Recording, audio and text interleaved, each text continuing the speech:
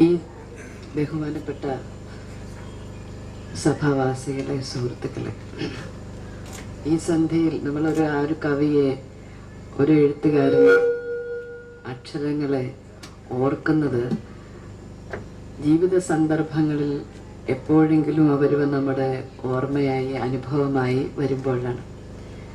ഈ സന്ധ്യയിലൂടെ ഇങ്ങനെ വന്നപ്പോൾ, ഈ സന്ധ്യ എന്നല്ല, എനിക്ക് തോന്നുന്നത് ഏതു തുറന്ന ആകാശത്തിന് ചുവട്ടിലുള്ള ഏത് സന്ധ്യയും വരുമ്പം ഓർക്കുന്ന ചില കവിതകളുണ്ട്, മനസ്സിലേക്ക് ഓടി വരുന്ന ചില വരികളുണ്ട്. അതിലൊരു കവിത ഇപ്പോൾ രാവിലെ സമ്മേളനം തുടങ്ങിയപ്പോൾ അടാട്ട് സാർ പറഞ്ഞ പകലുകൾ രാത്രികൾ എന്ന കവിതയാണ്. അതെനിക്കൊന്നും ഇങ്ങനെ ഒരു സുഹൃതജമം പോലെ പലപ്പോഴും ഏത് സന്ധ്യ കാണുമ്പോഴും നമുക്ക് തോന്നും. പിന്നെ വരുന്ന ഒരു കവിത ജി ശങ്കരക്കുറുപ്പിന്റെ ശിവതാണ്ഡവമാണ്. ഇവിടെ ഈ സ്ഥലത്ത് വന്നപ്പോൾ, പ്രത്യേകിച്ച് ആ ക്ഷേത്രം കണ്ടപ്പോൾ എനിക്ക് തോന്നിങ്ങനെ ഒരു കവിത, സന്ധ്യ, ശിവൻ, അങ്ങനെ ഒരു കവിത ഉണ്ടായതിൽ ഒരു അത്ഭുതവും ഇല്ല എന്ന് തോന്നി.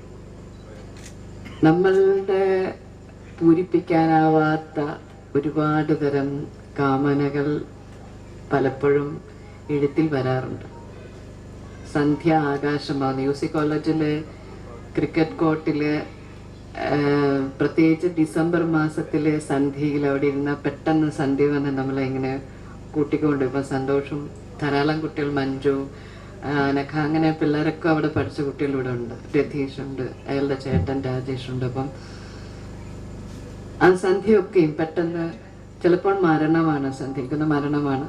പക്ഷെ സന്ധ്യയ്ക്ക് ഒരു ആത്മീയത, പ്രപഞ്ചമായി, ജീവചൈതന്യമായി ലോകത്തിലുള്ള എല്ലാം ശൈവ അനുഭവത്തിലേക്ക് മാറുന്ന മലയാളത്തിന്റെ അപൂർവമായിട്ടുള്ള ഒരു കവിതയാണത്. ഈ ശങ്കരക്കുറുപ്പിന്റെ ഒരുപാട് കവിതകൾ കൂടെ നടക്കുന്നുണ്ട്. എനിക്കൊന്ന് മരണത്തോടുള്ള ഒരു മൃത്യുബോധം അതിശക്തമായുള്ള ആളുകളിലൊക്കെയും ശങ്കരക്കുറുപ്പിന്റെ പല വരികളും എത്താറുണ്ട്. ആത്മീയമായിട്ടുള്ള ഒരു തരം എനർജി അകത്ത് സൂക്ഷിക്കുന്നവരിൽ വരികൾ വരാറുണ്ട്. പ്രാപഞ്ചികമായ ആഗ്രഹങ്ങളുള്ളവരിലും വരാറുണ്ട്. കവി എപ്പോഴാണ് കവിയെ വിമർശിക്കുക എന്നൊക്കെ പറഞ്ഞാൽ വളരെ സ്വാഭാവികമാണ്. അക്ഷരം ഒരു പൊതുസമൂഹത്തിൻ്റെതായി കഴിയുമ്പോൾ അനുകൂലവും പ്രതികൂലമായിട്ടുള്ള വിമർശനങ്ങളും ഇഷ്ടങ്ങളോ ഇഷ്ടക്കേടുകളോ ഒക്കെ ഉണ്ടാകും. ചിമ്മി ചിമ്മി നോക്കി നിന്നു പോയി ഞാൻ മൂവന്തിക്ക കമനീയ മഹാനട നടനലീല വിദാതമാം വ്യോമകേശം പാറിയിടുന്നു കെട്ടഴിഞ്ഞു ചിതറുന്നുണ്ട നക്ഷത്ര രുദ്രാക്ഷമാല. എത്ര ഒരു മൂർത്തമായിട്ടുള്ള ഒരു സന്ധ്യ. എനിക്കൊന്ന് ഇന്ത്യയുടെ ഒരു അബോധ മനസ്സിൽ കിടക്കുന്ന ഒരു ആത്മീയ അല്ലെങ്കിൽ പ്രപഞ്ച ഈശ്വര ബോധമുണ്ടെങ്കിൽ അത് ശൈവമാണെന്ന് വിശ്വസിക്കുന്ന ഒരാളാണ് ഞാൻ.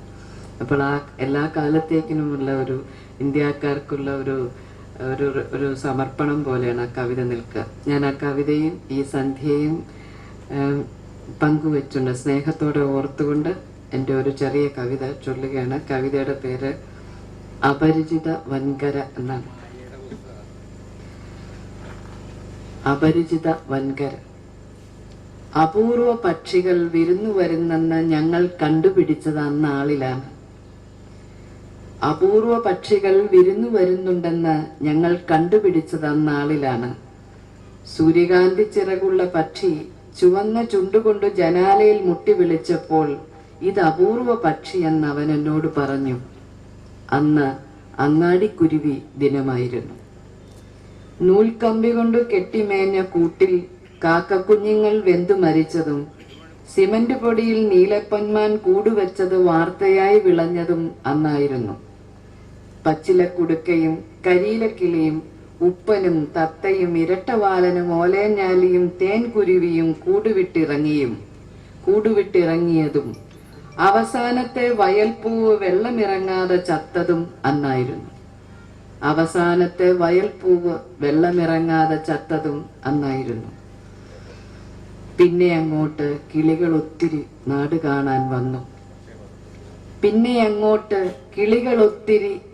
കാണാൻ വന്നു. നീർക്കോഴിയും കാട്ടുകോഴിയും കടൽക്കാക്കയും വന്നെത്തുമ്പോൾ അവൻ പറഞ്ഞു, മരുഭൂമിയാകുന്ന നാട്ടിൽ ഇവരവസാനത്തെ സന്ദർശകർ.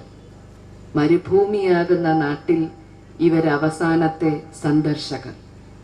കൊടുത്തു കൊടുത്തു മുടിഞ്ഞ ആനമുടി പടിയിറങ്ങിയതും, മോർപ്പാളക്കുന്ന് JCB കയറി വല്ലാർപാടത്ത് കിടന്ന് പുടവയുരിഞ്ഞതും, കൊടുത്തു കൊടുത്ത് മുടിഞ്ഞ ആനമുടി പടിയിറങ്ങിയതും, മോർപ്പാളക്കുന്ന് JCB കയറി വല്ലാർപാടത്ത് കിടന്ന് പുടവയുരിഞ്ഞതും, ഡോളർ ഡോളർ എന്ന കല്യാണപ്പെണ്ണും മനസമ്മതം പറഞ്ഞതും, ഷാലിമാർ ട്രെയിനുകൾ ഒന്നൊന്നായി വന്നു നിന്നതും, പരദേശി പേച്ചുകൾ നാടു നിറഞ്ഞതും അന്നായിരുന്നു.